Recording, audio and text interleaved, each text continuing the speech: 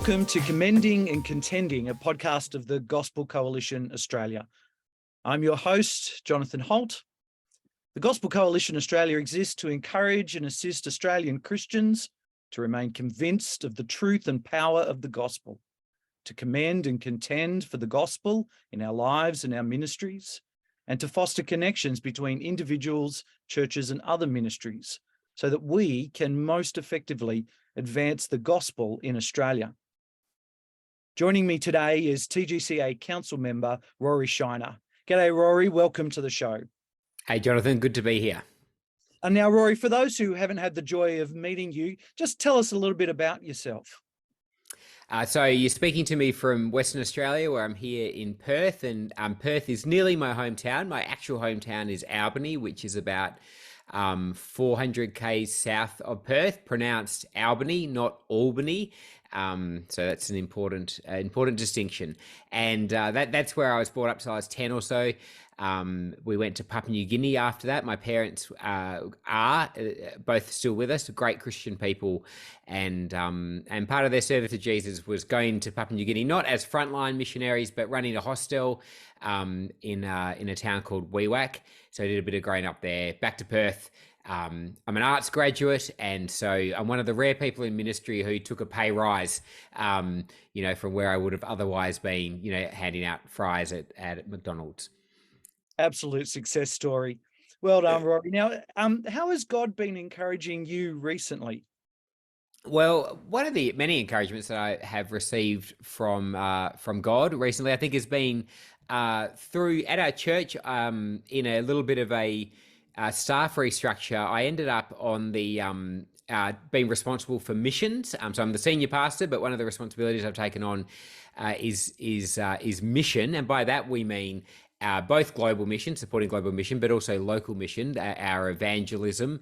And one of the side benefits of being involved in that is that I've just ended up on the receiving end at church of a whole bunch of people who are becoming Christian or in process of becoming Christian, and it's done my soul a world of good to be at that interface again. So I one of them, and just to explain, part of that means that often other people who've been working with end up speaking to me at one of our evangelistic courses, or they'll tee up a coffee with me because they'll want to talk to me about something or other. So that's why it's happening. So I've got these experience, I guess, of fish jumping into the boat, which of course isn't true. God's been at work through his people in various ways. But I've had a few conversations really. So one of them, I was meeting with someone who was interested in the Christian faith, and I sat down and they said, I've got a few questions, and I've sort of got my expectations for what those questions would be. And they said, look, I've been exploring the Christian faith for a little while, and I'm a science person, so I really need to know that it's true. But I just wanted to ask you, why are Christians so good? And I was like, I haven't heard a sentence end like that for a long time. And he explained, he said, oh, look, I've come through high school, I'm now at university, and I've just noticed that Christians have something different. And, my temptation is to kind of, to try to win the expectation war by radically lowering his expectation of every Christian he's ever going to meet. But he really went for it. He said, oh, there's just, there's a joy there and a moral goodness that I find really impressive. And he said even the thing about no sex before marriage, he said, I was horrified when I first heard that, but I took a deep dive on the internet, and it turns out that not having sex before marriage has all these incredible outcomes. The fewer sexual partners you have, the better chance you have of your marriage standing, and so on. And he was just, genuinely impressed by the good fruit of the gospel, and wanted to find his way to the heart of the gospel to see whether it was true. So that, as someone who just, can see, it can feel like the traffic's all going in one direction, and that's kind of away from God and his gospel, to have to talk to someone who was just very enthusiastic about the fruit they could see and wanting to work out what was causing that fruit. Reminds me again of why I'm a Christian and what it's all about. So that's been a way that God's been encouraging me recently.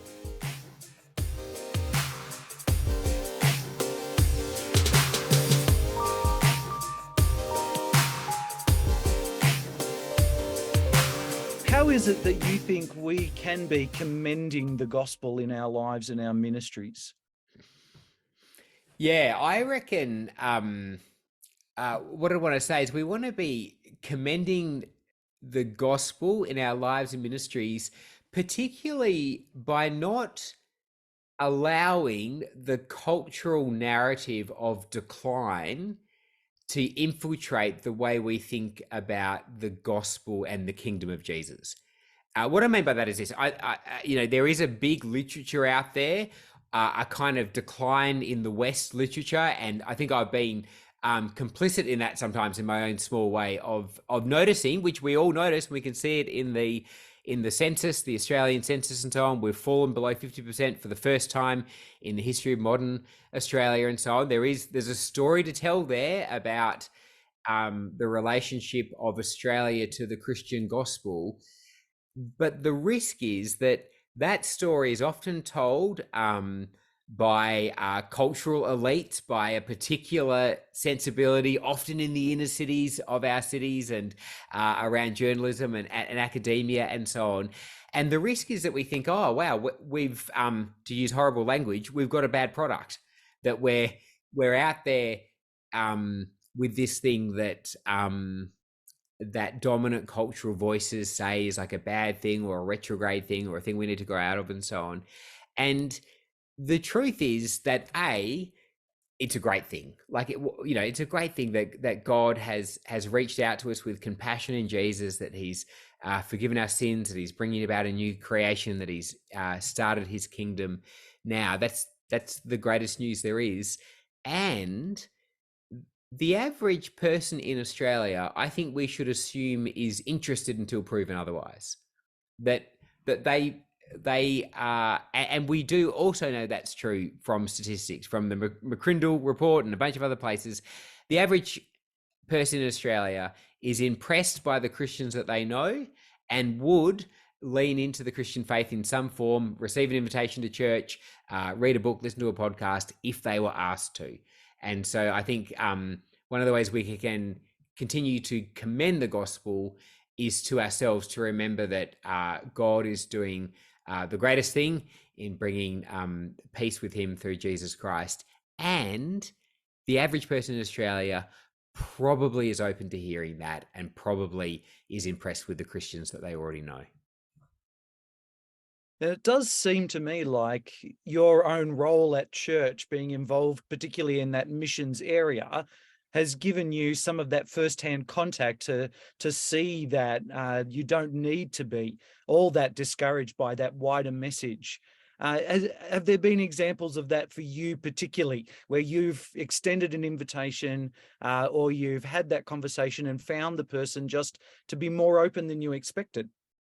Yeah, absolutely. So we've at our church, we've got a little thing where we encourage everyone to be praying for two people. I think it's two people, 2 minutes a day across the week, just to remember them, while you're hanging out the washing or whatever kind of trigger thing you've got to do that. So a low bar. And both of the guys that I've been praying for personally, one's an old school friend, one's down the road. And the one who's down the road, one of my kids walks his dogs on week afternoons, and he's in a tricky situation. He's probably dying of emphysema at the moment, and so we pray for him a lot and see him a lot. And he is, for a variety of reasons that it wouldn't be appropriate to share, has a lot. It does have a lot of background hostility to the church and to Christian things and so on. And we've had some very vigorous conversations, and we had some very colourful conversations. Certainly his language was colourful back with the plebiscite, because he was on a different page to me with that. But in the last few weeks, he's read a book that I gave him, read it cover to cover, about the Christian gospel, and has been open to those conversations. So it's been that's been a little, from where I stand in the church, I get to see the fruit of other people's efforts in sharing the gospel with their friends. And that's one place where I'm actually also get privileged to be the person who is the point person with the gospel. and there's definitely a softness there, and in someone's life at a very sacred part of the process as they face their own mortality. So that's been encouraging. Absolutely. Now, I know, Rory, you write some really great stuff for the Gospel Coalition Australia website, but you probably don't go on there to read your own material. Is there something that you can recommend we go and have a look at? Perhaps even something from a few years back that's a bit buried? Yeah, thanks. Yeah, I do write for the website, and again, I just check them and occasionally spot a typo or something that I've written, which is mortifying. But yeah, don't go on there to read my own stuff. There is lots of great stuff on the website. I think it's unambiguously, and happy to say that, even though I'm kind of a council member, I just think it's one of the best resource pages on the web. In Australia, and I think in the world, just for some really great articles. The one that I wanted to kind of commend to you is an older series by Andrew Moody, who's been the editor for a long time at TGC, and he wrote a series back in 2017 called The Story of Gender, and it's a multi-part series, and I worry that it kind of got buried. When the Gospel Coalition was just starting up in Australia, and maybe before that question of gender was as white hot as it is now. And Andrew's written a series there that I think is just world class in its. Andrew's a Trinitarian theologian. He's got a very deep grasp of patristic theology. He wrote another article adjunct to that on whether does God have a gender. But this series on the story of gender, I reckon I've come back to it several times. It's really rich, and I would encourage you to delve back into it. And I think it's probably more relevant now than when it was first written. Oh, thanks so much. That's a great recommendation. We'll put a link to that in our show notes for this episode. Rory Shona, thanks so much for joining us on Commending and Contending. Absolute pleasure. Thanks for having me. This podcast is made by the Gospel Coalition Australia. You can help us by sharing this episode with friends, your Bible study, your community group, and also by going to our website and making a donation to grow the networks of Australian voices speaking the gospel to Australians.